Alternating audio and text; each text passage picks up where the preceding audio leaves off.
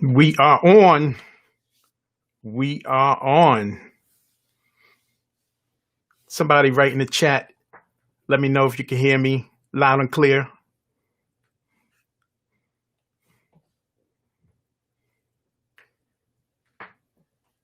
All right, people.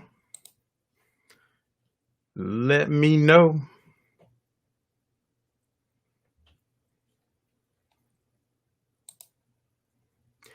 Let me know. Let me know.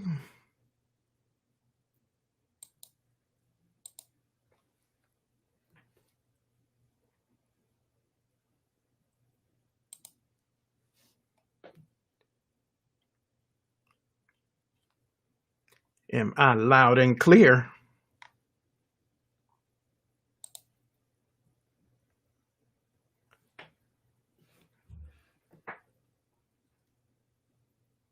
Let me.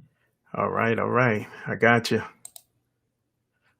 All right. What is up, everyone? It's Harry the Big Dog with another episode of the DJ interview. I want to thank everybody for last week. Loud and clear. What we did last week, we were celebrating hip hop's birthday, and we had a blast. We brought on a whole bunch of artists. We brought a bunch of DJs, I should say, which are artists. Put something in the mix. What's up, Keith? How you doing today? Yeah, we brought on a bunch of DJs yesterday, and we just kind of chopped it up, talking about what hip hop has done for people, for the DJs, and some of them it made their career, some of them it got them Grammys, some of them it made them tons of money, some of them they traveled all over the world. So I just wanted to thank everybody. Thank everybody who's watching from Twitch, YouTube, Twitter, and Periscope. Thank everybody. And of course, my Facebook pages. So we're going to get this started like in a second. Let's go.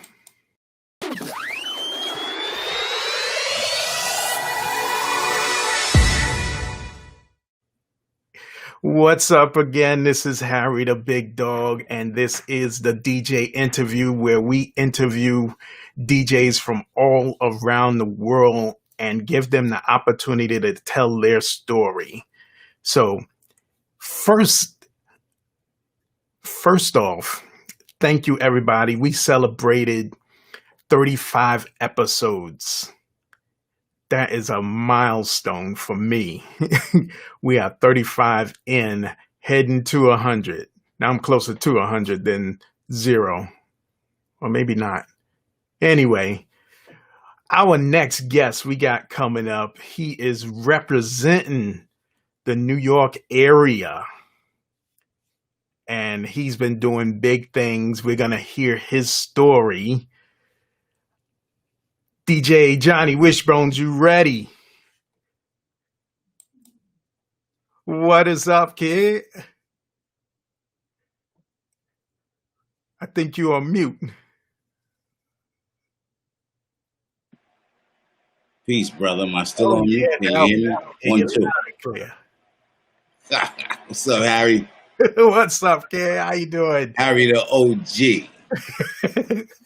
For sure. What's going on with you, man? I'm chilling. Love the New York gear. Well, that's how we do. Every team. I do New York, every team. Word up. I'm a New York fan. Definitely. So, how y'all doing out there, first of all? How's everything? COVID got everybody messed up.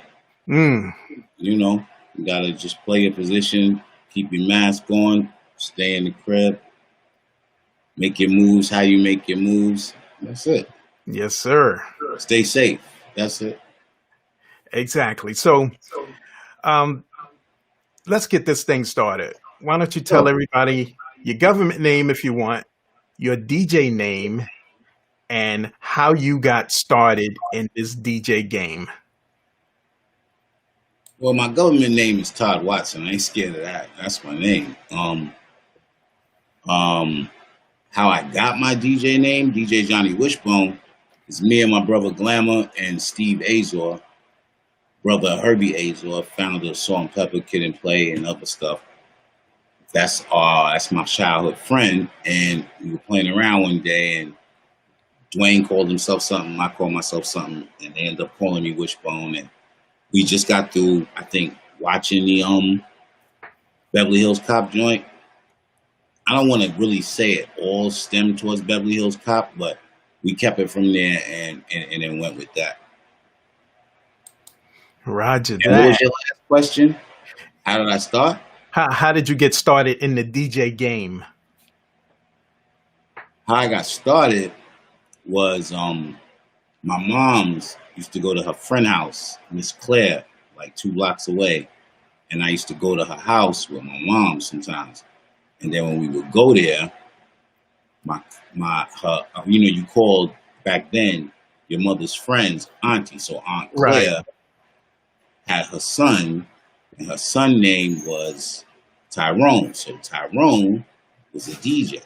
So I used to sit in the cut and watch Tyrone DJ do what he was doing. And I used to just sit there. And while I would sit there and just sit there and sit there and sit there, he would just be, doing what he's doing. And I would be watching and watching and watching.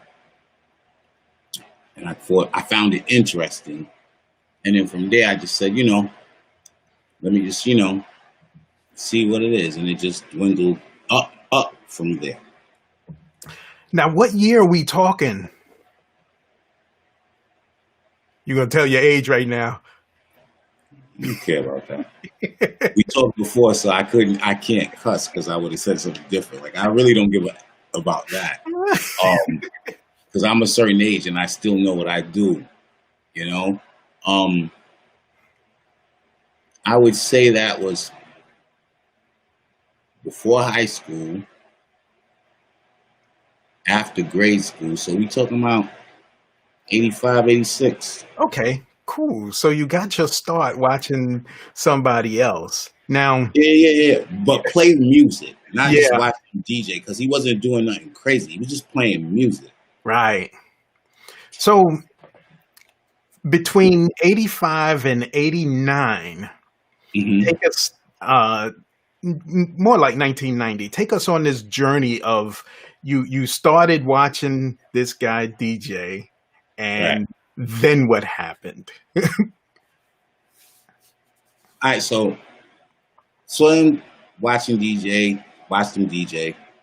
You move from there, you go into that was my teenage years. So from there, you go into your later teenage years. Now, your later teenage years consist of high school, music, people doing what they do. I learned about blends and stuff in Jamaica, Queens, because I'm a Corona, Queens cat, and that's another side of town. I went to high school in Jamaica, Queens. And when I went to high school in Jamaica, Queens, I was already DJing. We was dancing. We was doing everything we had to do because I got a lot of family that does this. And we can elaborate on that when you're ready. But Right. all that music stuff intertwined with my music stuff. And then we went, and in high school, we learned more. And, it just started like right there. Yeah. If So I answered your question in totality, because I'm listening, I'm thinking of so many things in my head. Keep going. Keep yo, going, this, Harry. this is your time, bro. You can I feel you, man. Keep we going. going as long as you want. Let's do some check-ins. We got international DJ Tommy Lee checking in. We Mr. got Tommy Lee himself? huh? That's Mr. Tommy Lee himself? Yes. Salute Tommy Lee. We got Chris Gloss checking in. Okay. We got Mo Nikki checking in. That's what he calls her. Okay. Let's go in this other chat. Okay, so now you're coming up in the vinyl era. This is the early stages of your KRS Ones, your Rock Hymns, your Mhm. all your other New York hip hop groups. Okay. So, what is the first record you remember buying? I knew you was gonna say that. I got it. It's so crazy. The first record I remember buying, I didn't buy it. My mother bought it. I want to say it was a Sucker MC 45. Wow, on Now, 45. where that is, I could never tell you in my life. But I know before that, I was bought more vinyl because when I came up, there was no Hot 97, there was no BLS. No, it was BLS, but there was KTU, there was Yeah, 92 98.7 Kids. KTU. You And remember that? KTU is where I learned a lot of music at. You just learned a lot of music back then because that's what they played. There wasn't no pure hip hop station. Uncle John had a crew, and they already were DJing. So they had their little stuff, and I used to go over there, and that's where I got my first practice on when I used to go to Glam Crib, Yeah, Dwayne. So when I went to Dwayne house, I would go there, get my practice on.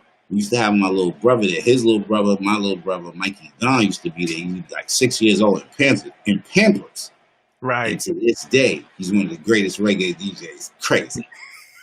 Period, right? Yeah, no, seriously. I can't We tell need you to no get more. him. Oh, yeah, you're good on that. You're good on a lot of cats. Don't even worry about that.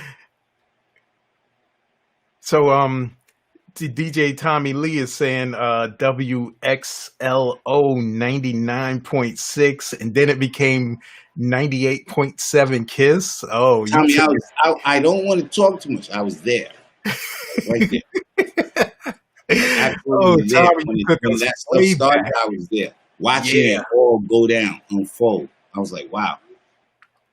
Yo, So you Harry, I'll tell you one thing that you probably wasn't going to ask, but I'll give you this one. When I started DJing, for all these cats that started DJing, I was DJing on mixers and clubs that had knobs on them, not cross yes, fade. the old disco, the old disco So was I had to learn how to scratch on knob DJs, on knob mixers like that. For cats that want to see my hands like that. And then you yeah, have to go to the other side after turning the knob all the way to this side with the headphone, and then get the record, come back and scratch the shit, start it from the beginning on that side. So right.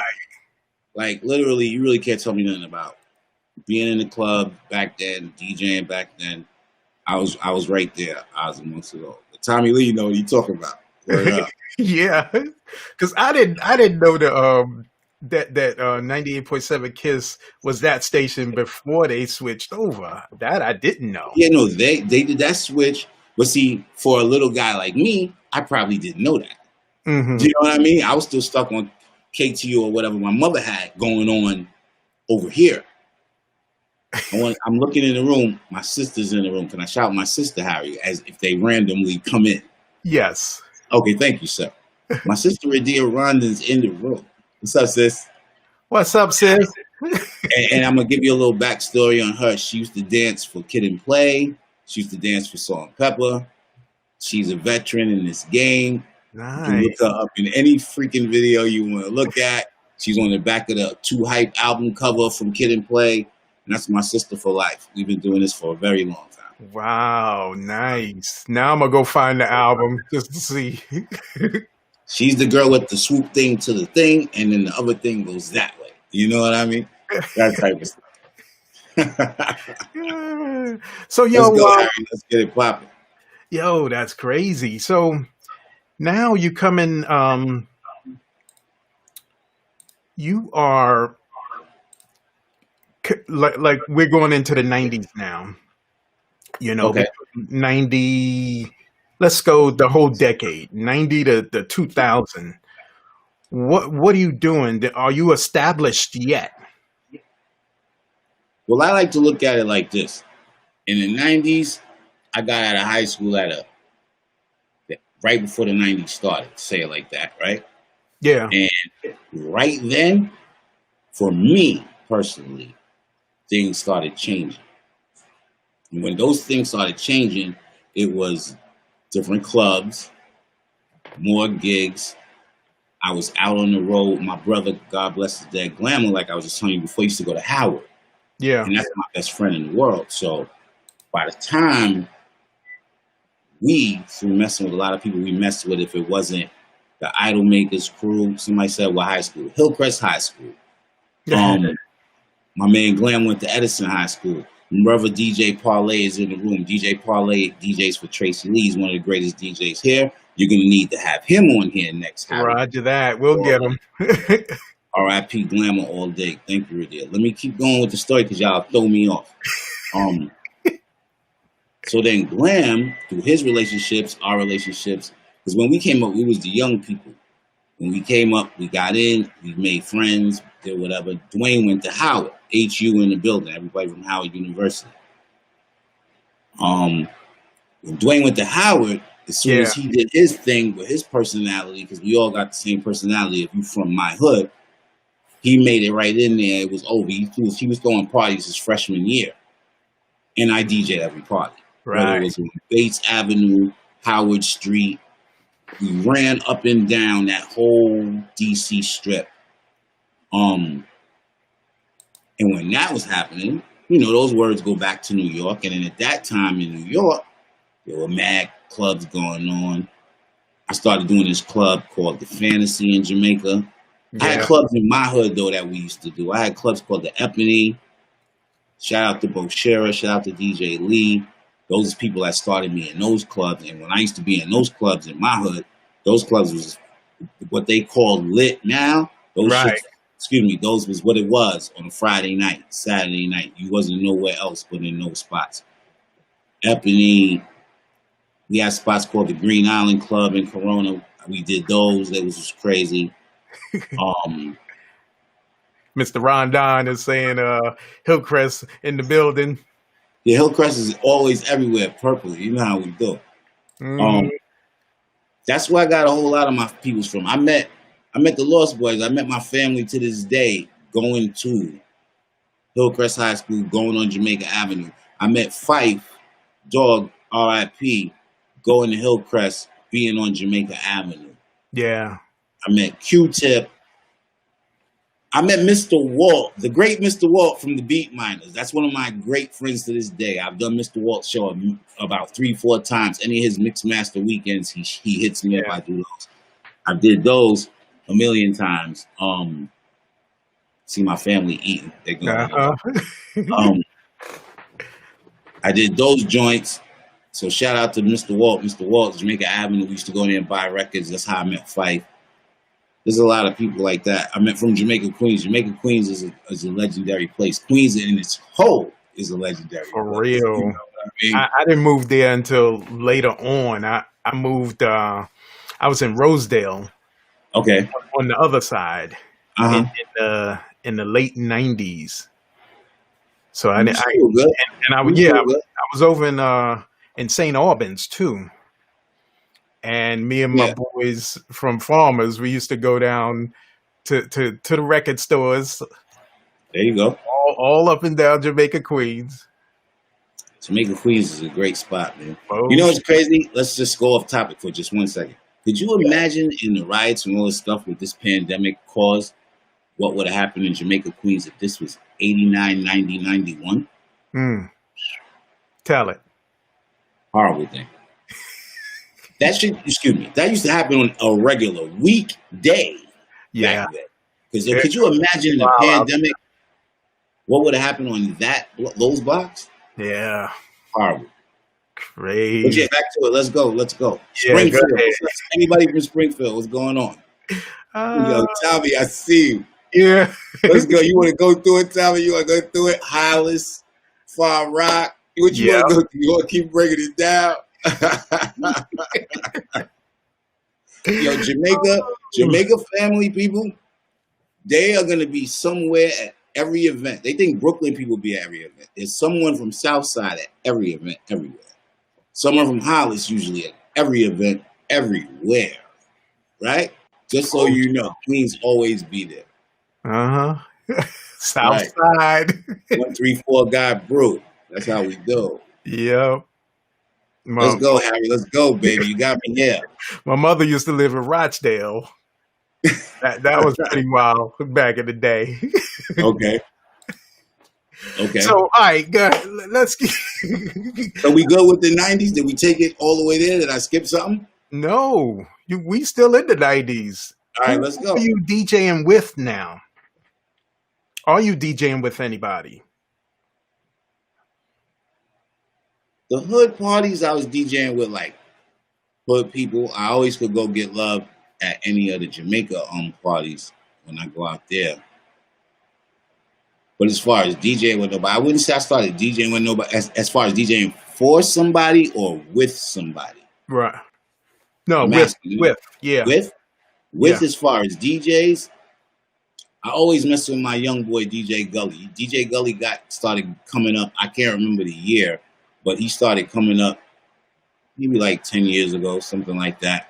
He was doing this thing, and we always shared parties and hung out together. But I could always go to Jamaica and mess with the Rockaway Twins. I mess with Grandmaster Vic very heavy, the creator of the blends. All of Jamaica Queens DJs, they show respect.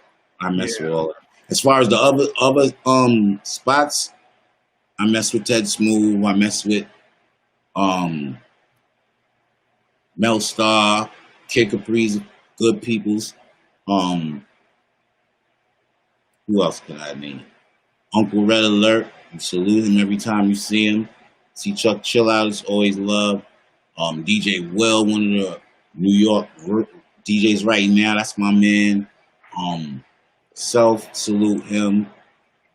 One of my family members, family members, is DJ Clark Kent. Right. That's it. Okay, cool. Now, do you know DJ Tommy Lee? Who? Do you know DJ Tommy Lee? No, I've seen Tommy Lee and I've met him, but personally know him. No. Okay. All right. So what's up, Tommy? We'll get up after this, hopefully. You know what I mean? I was wondering. I see your boy DJ Parlay on here. What's up? Oh yeah, Parlay gets busy. Mm-hmm. He gets busy. That's So my man from DC. I met him through my brother Glamour, and he also DJ, like I told you, for Tracy Lee. yeah, And over the years, we've done many parties together, and he's just a great guy, dope DJ, and we still rock together to this day. nice. Tracy Lee got a new project out, by the way, too. Crazy. Oh, really? Yeah. And we gonna talk about some of your other stuff. That's why I'm getting. Oh yeah, let's go, man. Keep going, Harry. Let's go. To that part, but man, you just lost my train of thought. I want to get to that other part so bad. So Yo, you could go all over the place. I just go. We good. I want to keep this in some type of. I got you. It doesn't matter. You can switch it up when the Wishbone's on. It's always going to be different when the W's here. For sure. All right. So, now have you been out of the country DJing yet? Absolutely. Where has this DJing thing took you? One of my first out of the country trips was to Paris with my brother Glamour. We went on like a 5-day tour. In Paris, we visited the whole joint. Were you picking up a band or a group or something? No. It was just me DJing. He had got a promote. He caught the deal with other people, and then we decided to go do that. And then we did that show. Went out there, had a great time, 7 days straight. Came back. That was really the greatest overseas show for me. Everything else was just, spots around, U.S. Yeah. Okay. Cool. Tommy said I gotta stop with it. Tommy, I'm good, baby. This is just. I know. Okay, Tom. Let's go. Yeah, Tommy. Right. It's a once a week thing. I get to enjoy and relax while I'm interviewing. So you said you're on a once a week thing. He talking to you or me? He talking. Who you talking to? Oh, you the big dog. Yeah, he talking to you. Because oh man. Tommy, if you know the other shit, excuse me. stuff. Tommy said, "Stop drinking, Big Dog." Big Dog said he had to be prepared for this one. Had to be prepared. So, yo, if you got questions for DJ Johnny Wishbone, put them in the chat. Yeah. So, in this whole, so now we talking about 15 years of DJing from like 85 to the early to 2000. Was there any point in there that you wanted to quit, or did you stop? I wouldn't say quit or stop. I would say things might have slowed down, Mm-hmm. but things only slow down when you're not maybe putting your all into it. Like I always lived by a motto of what my mother told me: keep a job. Yeah. She said, always have a job. Use your social security number. She said, you're good at the music thing. You can do all of that stuff, but keep a job. So I've always kept a job. Okay, cool. Because we do have a So, couple of DJs here that they do this full time. oh, absolutely. I know DJs that do it full time. Yeah. Hopefully they're not hurting right now because, pretty much. Trust me, there's a lot of DJs that are hurting right now. Yeah. They were hurting as soon as it started, and they're still hurting right now because nothing's open. Right. Nothing's open. You can fool yourself if you want to. You can throw your Cash App on Instagram, you can throw your Cash App on Facebook. You're going to get money from your people until if you have that fan base where they're going to look out for you or give you a donation or a tip or whatever. But nah, Speaking of the streaming, that's one of my later questions when we get into the 2000s. But, what are your thoughts on the streaming? Do you stream? No. Okay. What are your thoughts on it? I mean, you got to go with the times. Did I ever think I'd be DJing on a computer? Nope. I mean, even though we have a choice, but did I ever think I'd be DJing on a computer? Nah. Thought I'd always be carrying around crates of records or have somebody carrying around crates of records from me. So when you say streaming, who thought that everything was going to go down to if they clicked the buy button on the computer that was going to determine your sales? Nobody thought that. For real. And I never was paid by, I ain't going to say either or, but I was never paid by streaming. So, I never had to experience it, but I'm learning about it even more and more every day with the things that's going on right now. Right. I think it is the future. I just, have mixed feelings about doing it on these platforms that don't allow you to do it. I mean, it's either get with it or get left behind. Yeah. Basically. That's why Mixcloud did what they did. $15 you could play freely. See? Without the risk of getting cut off or banned. So I'm with that. So, all right, take us to the 2000s. Now, wait, before we go there, this whole time you're DJing with vinyl, correct? Okay, when we talk. From 85 to the 2000. All right, I can't even tell you exactly when the flip went. But I can say this. It had to be in the early 2000s because that's when the All right, you're right. All right, so I can say this. The flip went down 2006. What did you end up getting? I'm going to tell you how that went down. So I remember we're on the road. We got cases. And I'm going to say I'm with Clark. Clark Kent used to look. Clark Kent looks out for me. He was like, I would love to call him road manager, but that's his family. We go out, do parties. He called me and say, yo, come open for me. We get on a plane. We go. Texas, Atlanta, Houston, Miami, Cali, wherever, right? Yeah. So we're coming back, and at this time, these cats just started the Serato stuff. See, I didn't cuss this time. The Serato stuff. So they start the Serato stuff, and he says to me on the plane, yo, I think we have to switch over. Switch over to what? Dude, they're using computers right now. I'm like, what? Apple, Macs, blah, blah. I'm like, I ain't got it. Straight up, I ain't got it. Like, word to mother. I'm like, I ain't got it. I'm like, You can go buy a $1,500 computer tomorrow. I can't. Like, I ain't got it. Word up. That's what I'm saying in my brain. I ain't say it to him. That's what I'm saying. So I'm like, yeah, okay. Next thing I know, like 2 weeks later, 3 weeks later, everybody got Serato. Everybody got computers. Everybody's all over the place. Everybody's moving with these boxes. They're plugging the boxes up. And that was it from there. It was either you got on board, you learn how to use it, or you be finished. Right. So I learned how to use it.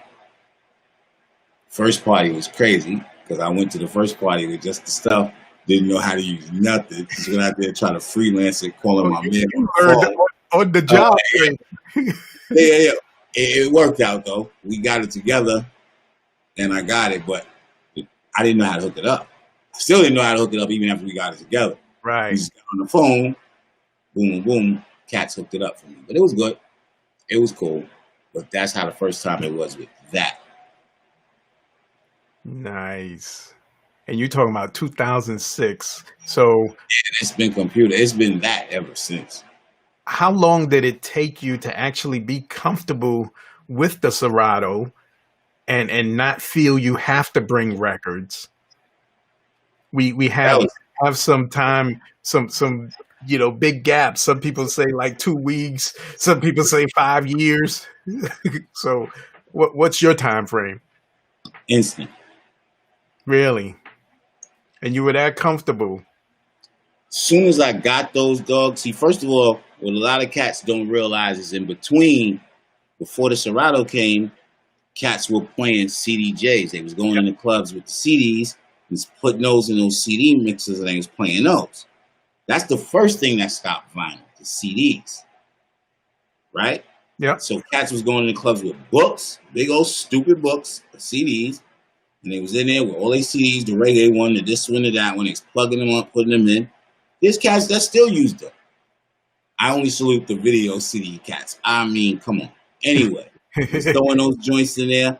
It's cutting up the CDs. You get to go to the next track, especially if it was a hot album. Say it was 50 Cent album back then. Yeah. You go straight down the line. Just start cutting those records up back to back. Boom. Same you the CDs.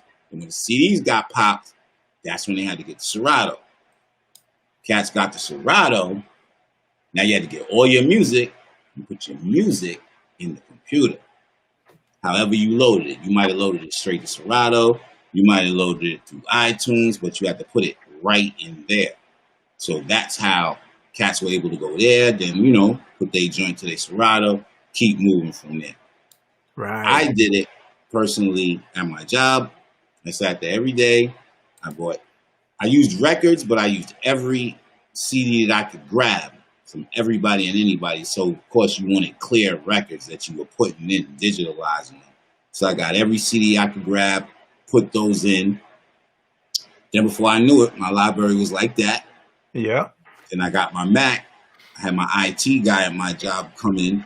He comes in, he plugs the cords up, took everything from my computer at my job and put it in my Mac. And that's the first time I did it.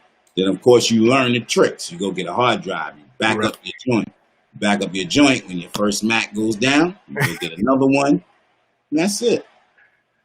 Yeah, a lot of people didn't think about the backup aspect of it. The backup everything, B. You got the backup everything. Everything. Computers are computers, just like cars.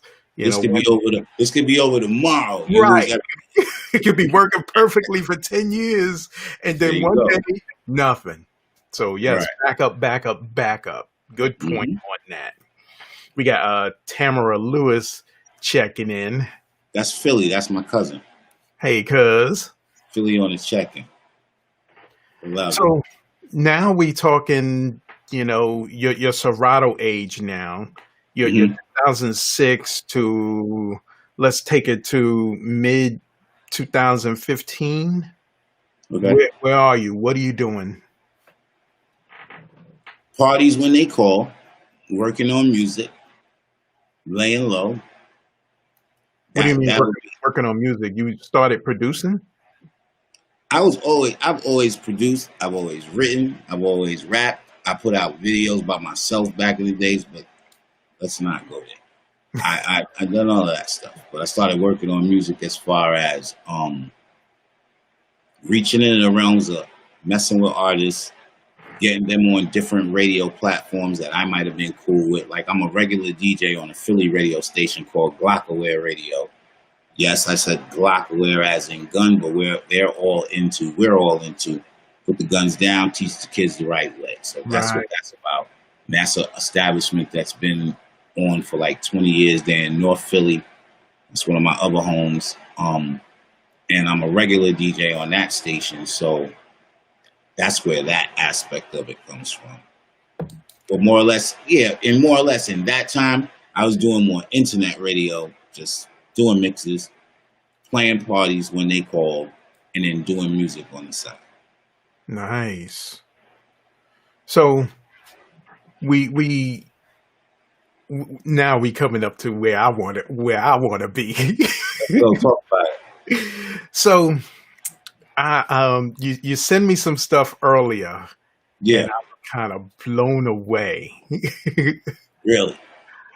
Let's talk about that project. You say you're A&R to these people. I'm an A&R, but I'm a DJ first of all. I love music, so let's just say that first. Gotcha. I'm doing my God Brothers project, and I'm not doing it alone. It's me, him, and our engineer, and my brother Glaze, and that's what we're doing. We started out with a record called OG-ish. From there, I already knew what his mission was, and these both are my God Brothers. But DK, Dennis Kilman, is the artist. I already knew what his mission was because he was rapping for years. But you know, when you move on in your life and you chill out for a minute, chill out for a second, get back to where you want to get back to, and he noticed like a year and a half ago, he wanted to go right back where he was at.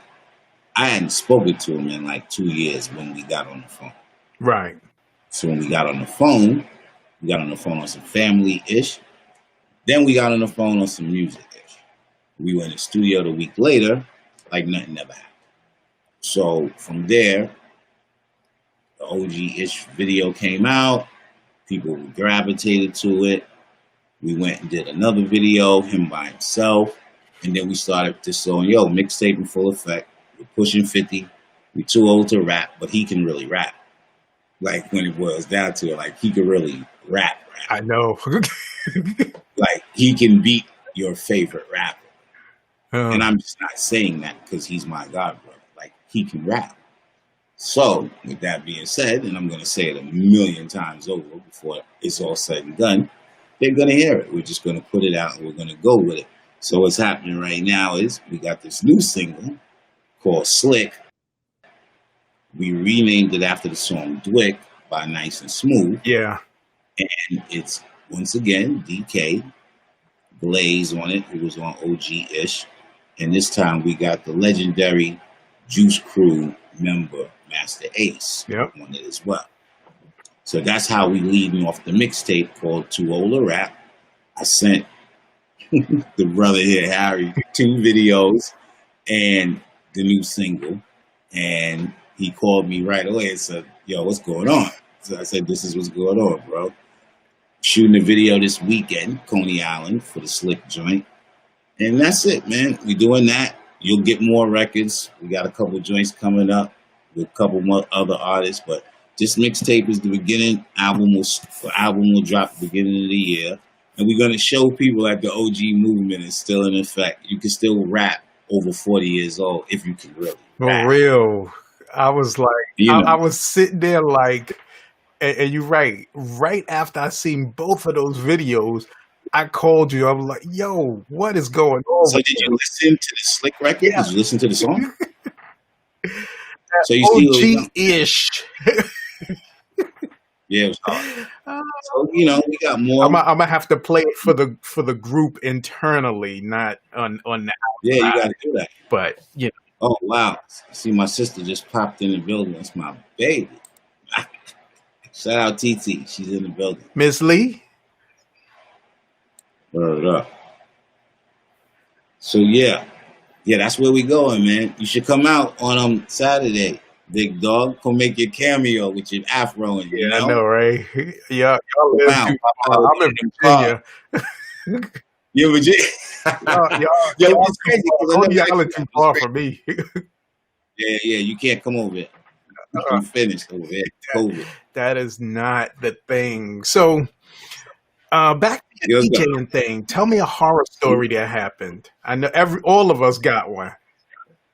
Yeah, I don't even think we talked about that when we spoke last week. A horror story, the greatest horror story. I got it too. It's real easy because it's only happened one time, and I would never let it happen again. I would say we was doing a party for a church crew. That's the first party I ever did. The first parties we ever did was at a church basement in Corona, Queens, on 101st Street. That's where we started partying at in a young people fellowship group. So that's where we started partying at. So we got this gig through somebody at another fellowship party hearing us and said we want them to DJ for us there. So I said, okay. We go out to Queens, and at this time we're lazy, young. One of the key things you learn is wrap up your wires. We didn't wrap up the wires to this amplifier. I remember somebody pulling the amplifier. I don't know what it was. It wasn't me though. They pulled the amplifier out. I remember them yanking it. I remember them saying what happened. We go in this gym. Gym is packed with young people. Put all equipment there, turntables, everything, mixer. We set it up. We set everything up, plugged up the speakers. You get ready to go. You think you're ready to go. You turn the joint on. Nothing pops. What happened? What happened? Everybody go, you go to the amp. You look at the amp. Where's the power to the amp? Cats run outside. There's the cord laying on the floor. Popped off because he pulled it out. Oh, man. No way you could fix that night. Now, the disaster is that happened. It took 45 minutes for us to get somebody to bring us another amp. But all the kids stayed. We played. Yeah. We took it out that night because we had to pay somebody else that bought the amp. And that's what happened. But that was the most disastrous shit ever. There's another one, but I'm never going to tell that story. Yo, why you bring it up? We want to hear now. Because I just thought about it. When I said disastrous, again in my head, I thought about it, but it'll never happen.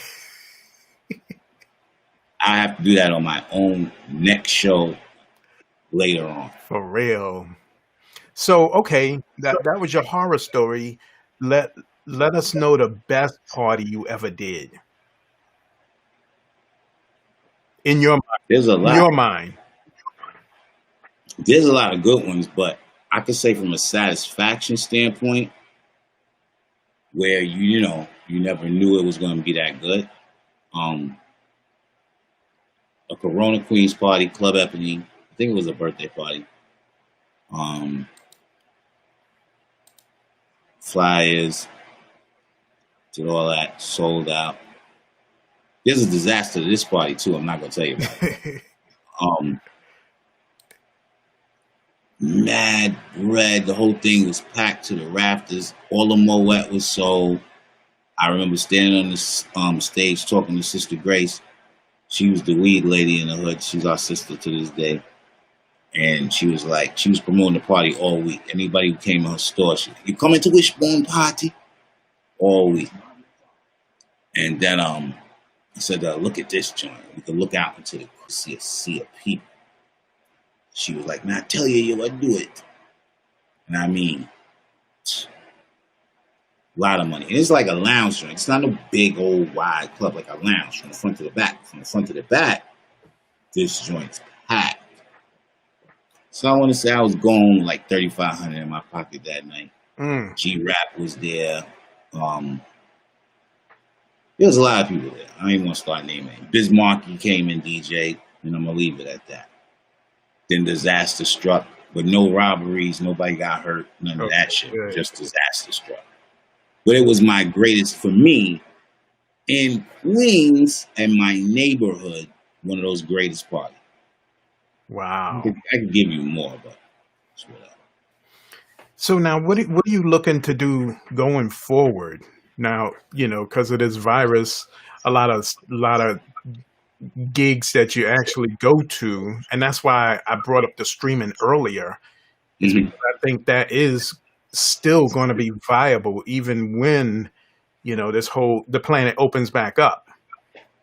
So the people that actually learn it really well, they gonna they're gonna be ahead of the game. Just like speaking Spanish and English, you'll have two ways that you can DJ, and you can catch everybody all over the world. You talked about the internet radio. That's something people can come from all over the world. So Well, for me, Harry, I want to say 3 radio shows on internet radio. And this dates back to 2000, I want to say 8, 9. Not to mention, like I told you, anytime I want to splash the air with 3 weeks of mixes and go bananas and promote it, I could just right, go on Philly radio and go nuts. The only reason why I don't do radio every week on the internet is because I'm working on other things. I'm working on my God Brothers project, as I told you. right, I'm working on voiceover stuff. Just other stuff I'm working on. I'm still ready. I take every call for DJing. I go anywhere you want me to go when it comes to playing music. But right now, I'm just working on other stuff. That's why I haven't concentrated straight on just sitting on the air somewhere every day. right, I mean, the offer comes where it's right. Let's go play music. And I'm not in conflicting my schedule. But for all that, I could work on getting the other bread. I need other bread. right. And like you just said, it's a COVID. We still shut down. These Mhm. cats think it's over. They having their little outside parties, 75 capacity, 100 capacity. It's about to get cold. It's about to start again. You'll be back in the house. Yep, It's that simple. definitely. That simple. So when stuff do open back up, I know you're shooting a video now. Are you Mhm. gonna are you gonna DJ more, or are you gonna do Oh the no, inside? I'm DJing. Like I don't have a set schedule to go live or do an Instagram live or do a Facebook live. What I basically do is go on the vibes. Like if I feel great that I like, yo, let me pull it out and I want to play music. Right, But other than that, it's if the calls come through, we're gonna do those. I'm not ever renting out anybody's hall or throwing a party again. I'll throw parties for my kids, but I'm not throwing out any parties for the public. That stuff is over with for me as far as promoting a party. gotcha. But it's all right now about making music, dealing with my other projects I got, and any other stuff. Still a And great DJ, and still will DJ if you call and you know what time it is. You know what I mean? I just did a Sweet take you back 16 to last week. Paris, right? Say that again? I said take you back to Paris. Oh, Paris was great. And what's crazy about Paris? I legitimately did like the function I did in Paris was more like a show. It wasn't a party. Even though we did go to a party and I was able to DJ like a set for like 45 minutes, that wasn't why I was there. I was there for literally their fashion show, talent show, and the play between sets of this one show all week. So I was there for the practices and all that stuff. And that's when we decided we would stretch it out a little. So I stretched my own solo into it where I was cutting up something and doing little tricky tricks and all of that stuff. We have the footage on videotape, but I haven't put it out to this day, but I got it. Nice.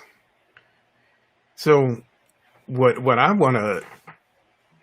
eventually want to do is a couple of things, and I'm putting it out there now. I want to set up a DJ summit, and I want to do that by December.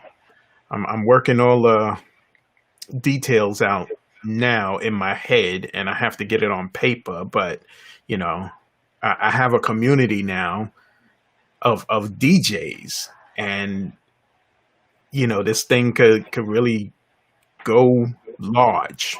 Make moves. That's what I'm anticipating.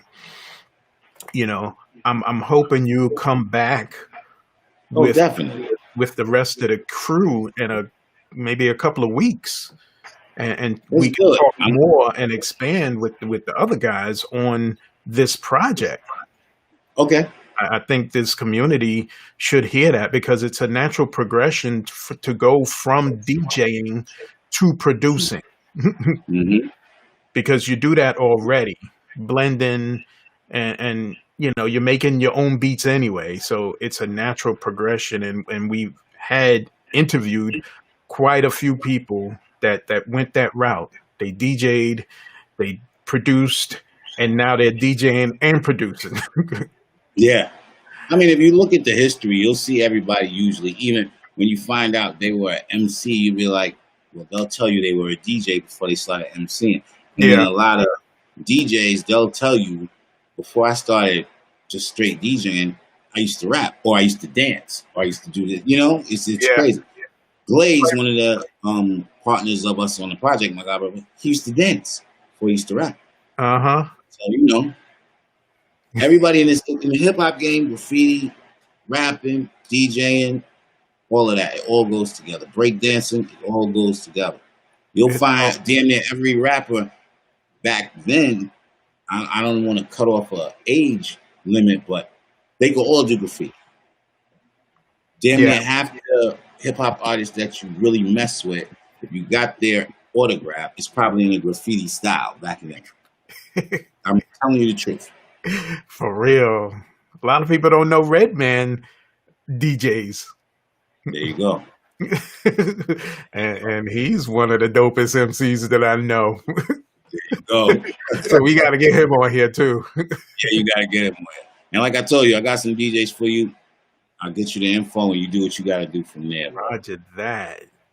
So, anything else you want people to know about you and your in this endeavor that you're going? And we're going to come back in a couple of weeks. Like I Oh, said, definitely. we'll take an episode and just dig into this venture that you're doing, you know, and I'll let you guys explain it a little more and what all happened. Well, you know, for right now, we're just gonna push forward with this project. That's what I'm on. I'm trying to push forward this project and see where it takes us in this time where nobody know where we're going. You understand? A lot of the people that we look for to make the great records, they're doing so much other stuff because they can't. They can make great records, but they can't go out and do nothing with them. So Right. I'm not concerned primarily on streaming.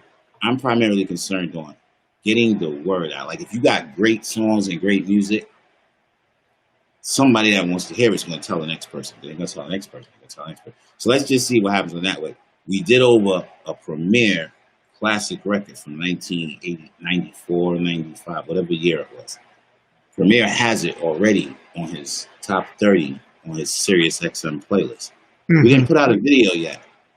We didn't put out a thing on YouTube with just the song playing. Nothing. And Premier co-signed it.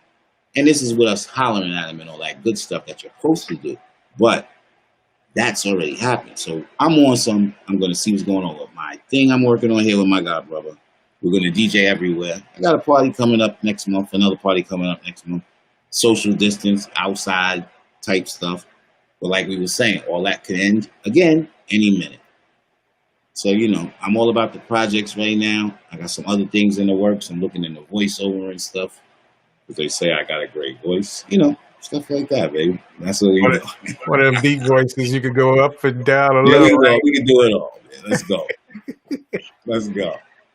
Well, I am happy. Shout out to Tommy Lee once again. I am happy for you. Now I got one of my final questions, and then we can, you know, talk a little and wrap it up.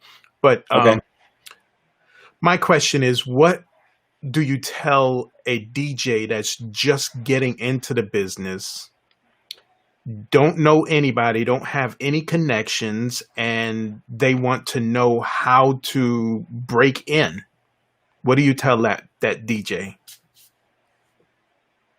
I be telling them just get busy. That's all you can do. Like when they don't know you, I met a lot of cats in the spot, and they don't know nobody. Somebody introduced me to them, and they was like, "Yo, what's up?" You know, they was very humble. You know, you spoke to them, you said whatever. But at the end of the day, I told them, when you get on, dude, get busy. That's all you can do. They can't deny you if you don't get. Once you get busy, what they gonna say to you? Yeah. What they gonna say to you when you body them? I'm not, and I'm talking about getting busy, playing records, playing music, not getting up there screaming and yelling and, you know, maybe over scratching, overdoing it. I'm talking about going up there playing music where the ladies and the people dance. That's what I'm talking about. That's what I'm talking about. Everything Yeah. else, um, that's And on. that's pretty much the majority of the DJs here. That's the story they actually lived, to where, you might have did a party for somebody in your building or around downstairs around the corner or something, and then, as you kept going, you got noticed, you got more popularity, and you could have sucked. I imagine, a lot of us did suck when we first started out, but Not me. people, you're the exception. Nah, I mean, I just never sucked. Well, I'm sure they didn't either. People talk I'm, behind their back, though. I never sucked. I was always great. Ah, good thinking. I appreciate that. But they kept going. You started to get some traction. You started to get some notoriety. You got invited to certain places, and that's how it started. That's pretty much the majority of the DJs, in my view, how it happened. Somebody had to put you on. Somebody had to give you that chance, including you making your own way too, Oh, absolutely. and not I sitting. mean, first of all, you want to be good, man. You want to be good, and you want to make sure that when you go to the spot, first of all, the greatest thing is to get a call the next morning or a beep back when I was DJing like Yeah, that all the time, or even now a text and go that goes, yo, dog, you did it last night, or yo, all I woke up and thought was yo. You remember Wish last night? When you get those calls, then you know yeah. you did your thing. You know what I'm saying? You Those are the killed it with a T. Killed. calls. When you get those, and I'm talking about beeps. You know what I mean? I'm talking about beeps. I'm not talking about a call or a text. I'm talking about a beep. Yo, last night. Come on, my man. Yeah. Like we didn't talk about this, but I'll give you a back one just maybe 4 or 5 years ago. I did Good Day New York on Fox 5, Channel 5. I did it like 6 times in a row. No DJ helped me get that. I got that on my own, and I got that on building a relationship. Right. And the relationship was built over just going to the Yankee parade.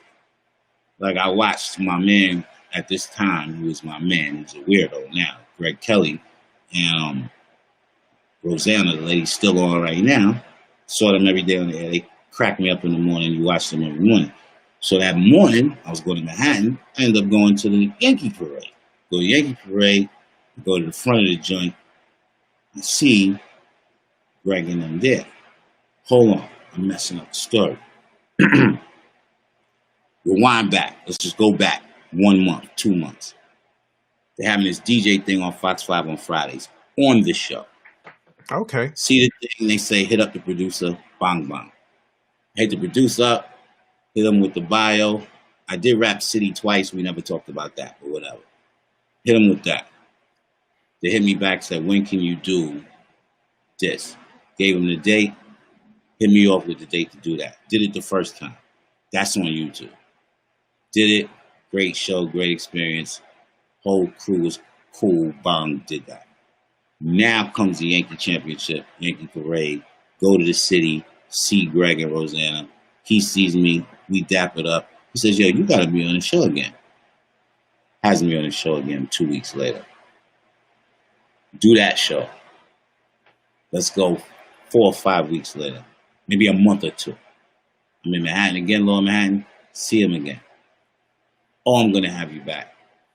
This time he has me back as a judge just for him in a rap contest with Rosanna. Relationships. That's what I'm trying to tell you when I tell you the story. Relationships. Yes, it's very Then I important. went back again for 2 other reasons. But just a great experience, great notoriety, great people seeing you. And it's dope when you come out of television studio, turn your phone on, you get like 300 messages from people going bananas because you was on TV. And what's also dope is you got the one person that tells you about the one hater that says, "What the fuck is? Excuse me, what is he doing on TV?" So you love those too. Sorry, Harry. You good? You good? I was good for like 20 minutes. It's my show. I do want to keep it PG, but I know, my brother. I appreciate you. a few slip through. I appreciate you, my guy. So tell us about this Rap City thing. You skipping a whole bunch of stuff. I know you want to be. We didn't talk about that when we spoke. Okay, I thought we spoke about that. I did Rap City 2 times. I want to say one was 2006 and one was in 2009. Now, I never did it with Big Tigger. I did it with the light-skinned dude, and then I did it with the other DJ dude. I can't remember his name is. No disrespect to neither of those brothers. But I did it those 2 times. It's up on my page. It's up on Facebook. Those is years ago. But I did that joint twice. It's actually ill. I'll tell you the one ill story about that. The first time I did that is the year that Nate Robinson was in the slam dunk contest. It was in Houston, Texas. That's the first weekend I did it. I did the All-Star weekend, and the weekend before, I was on Rap City. We taped it like the week before, and it aired the weekend of All-Star weekend. And I predicted on Rap City that Nate would win that slam dunk contest. Knicks all day, New York, baby, blah, blah, blah. Yeah. Because anybody don't know that know me, I am a New York Knicks fan to the end of the earth. And Nate won. And then the joint aired that Friday. So I was feeling myself after that joint happened. I told y'all. It was there. So I got the CD. I got the DVD. I got it. So, yeah, those are 2 stories we missed. But, yeah, that was great. That was another highlight. I'm sorry we left that out. Let's save it for part 2. Let's save the rest of part 2, bro. We ain't going to do no more. We'll save it for the next time. What's up, DJ Cam? Peace to DJ Cam. What's going on? Now, he has played in Philly, too. Salute to everybody in Philly. I love Philly. Yeah. Philly's my second home. Blockaway Radio, North Philly.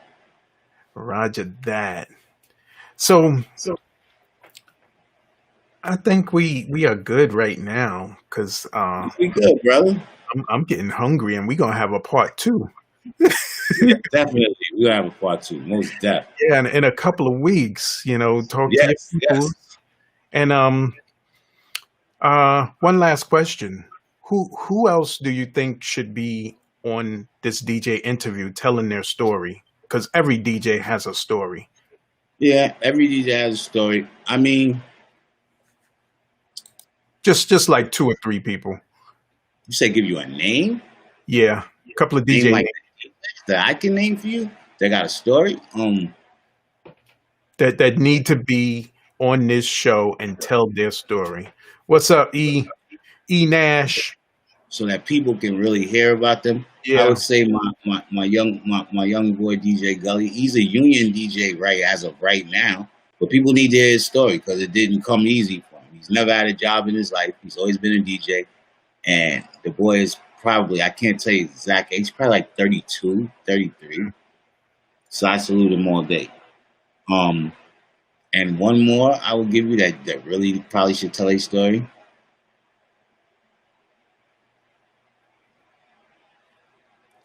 I would go with my boy Parlay. Let him tell his story. He's worked and been a DJ, been on tour, dealt with stuff. He could tell those stories too.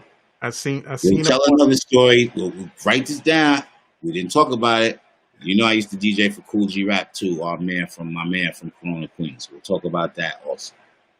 Really? Yo, E, what's up, man?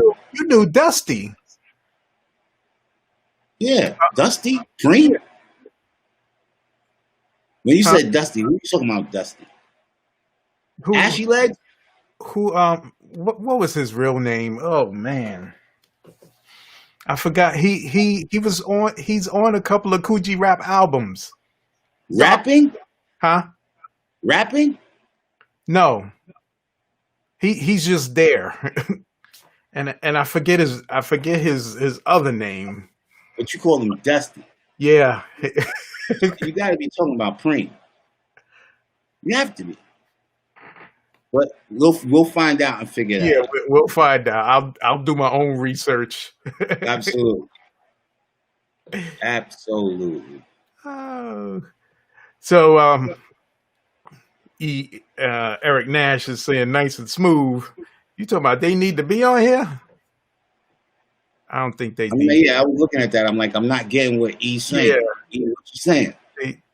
They don't DJ. This is for DJs only, son. All right. So we're gonna wrap this up and we're Let's gonna do it, man. come back in Yeah, a I'm out of it. It's LeBron time, baby. NBA. Yeah. We're gonna come back in a couple of weeks with the whole crew, talk Yeah. more about the project. Your video would have been shot. I don't know if it would have been edited already, but it would have been Oh, shot. yeah. We'll talk about that. Very You know. impatient. My comeback time must be within days. Yeah. Word. Now, who did shoot that video? OG-ish. Oh, man. Hold on, Harry, my dog. All right. Hold on, my dog. Hold on. I'll take this. So what we were talking about was when he sent me the videos, you know, one of the songs was OG-ish, you know, keeping it clean, and they shot it on the roof. It was a pretty nice shot video, and what I wanted to do is see who actually shot it. So, you know, big up to E for coming on, Tanya Lee for coming on, Tamara Lewis for coming on, Mr. Rondon for coming on, DJ Parlay for coming on, international DJ Tommy Lee for coming on, DJ Cam for checking in, Chris Claus for checking in, and everybody else who checked in. Miss Monique, thank you guys for coming through. We're just waiting for our host to come back. He had to leave for a second. And I want to thank everybody who sits and watches the DJ interview. Some of these DJs have amazing stories, and you know, when they are telling their story, Yeah, Harry. and it does come out, you know, You know how I messed up my they order, came right, up, Harry? and you know, a lot of the DJ stories are the same but different, if you kind of know what I mean.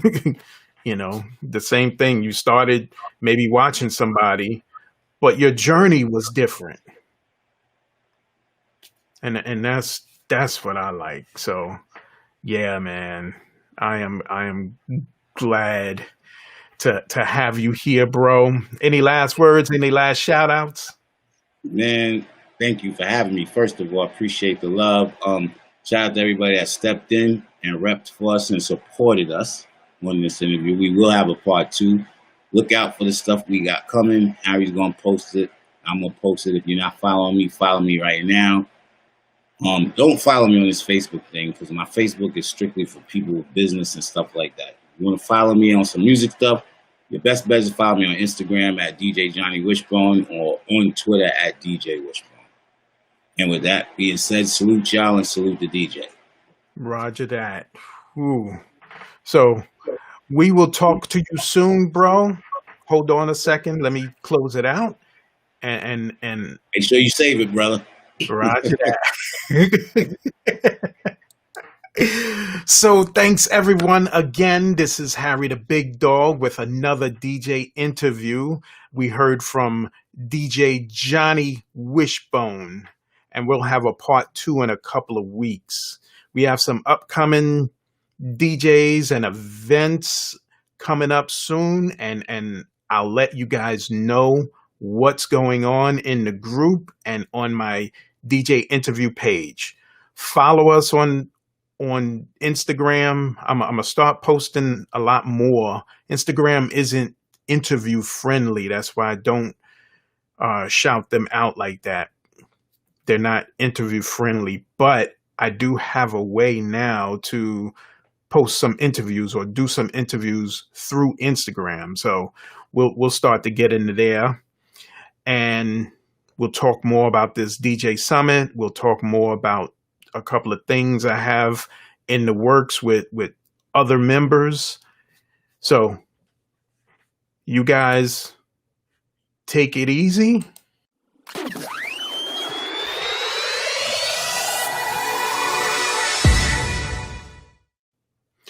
And we will see you next week, same time, Tuesday, 8-ish.